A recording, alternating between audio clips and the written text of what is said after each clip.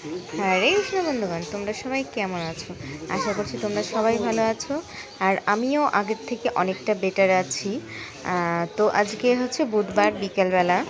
এই ভিডিওটা আমি এখান থেকেই শুরু করলাম। ভাবলাম যে তোমাদের সঙ্গে দুদিন ভিডিও দেওয়া হয়নি, তো ভাবলাম যে তোমাদের সঙ্গে এই ভিডিওটা একটু শেয়ার করি। তো এখন যাচ্ছি হচ্ছে আমি রিপোর্টগুলো আনা হয়ে গেছে, তো রিপোর্টটা দেখানোর জন্য ডাক্তারের কাছে যাচ্ছি। আর দেখো কি ঝড় শুরু হয়ে গেছে, মানে এত পরিমাণে হুট করেই কালো মেঘ হয়ে পুরো বৃষ্টি। ছাতা ওইখানে আমরা ধরে রাখতে পারছি না, এত জোরে বৃষ্টি নেমেছে। দেখো লাস্টে আমরা এখানে একটা চায়ের দোকানে আর মিষ্টির দোকানটা, প্রথমে এই পাশে আমরা পরোটার দোকানে ছিলাম, পরে এইখানটায় ভিজে যাচ্ছিলাম দেখে পরে মিষ্টির দোকানে ওইখানে গিয়ে আমরা ওইখানে দাঁড়িয়েছিলাম। আর তারপরে এইখানে দেখো আর এইখানে কিন্তু সবাই মিছিলে বেরিয়েছিল সে বৃষ্টির মধ্যে, ঝড় বৃষ্টির মধ্যে। দেখতেই পাচ্ছ কিভাবে মিছিলে বেরিয়েছে। আরজি কলের যেই ঘটনাটা হয়েছে সেই জন্যই সব মিছিলে বেরিয়েছে।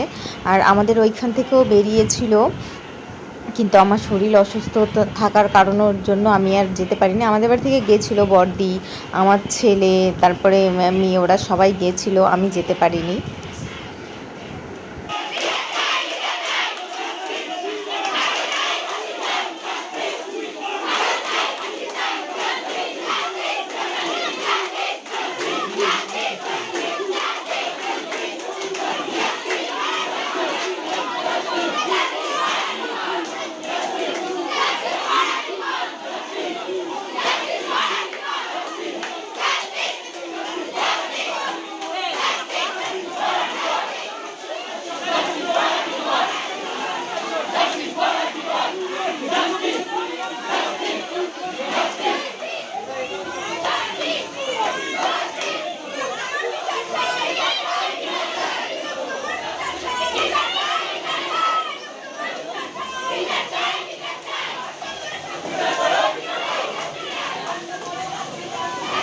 তারপর এখানে আমরা টোটো ধরে সোজা চলে এসেছিলাম ডাক্তারের চেম্বারে। তো এইখানে পুরো ফাঁকাই ছিল, আর কোনো লোকজন ছিল না। একটা পেশেন্ট ছিল, ওই পেশেন্টটার পরেই ছিলাম আমি। তো তারপরে আমরা আর আমাদের পরে আর একজন ছিল, পুরোটাই ফাঁকা ছিল। তো আমরা এখন বসে রয়েছি, একজন গেছে, আর তারপরেই আমি যাব।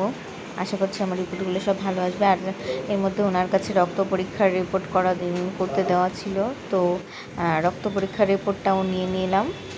এখন সোজা ডাক্তারকে দেখানোই বাকি, ডাক্তারকে দেখালেই সব জানা যাবে। তারপর ডাক্তার দেখানো হয়ে গেছে। তারপর তোমাদের দাদা গেছিলো ওষুধ আনতে, তো বলছে যে এই ওষুধ দিয়েছি ওই ওষুধই চলবে 1 মাস। আর রিপোর্ট সব কিছুই ঠিক আছে।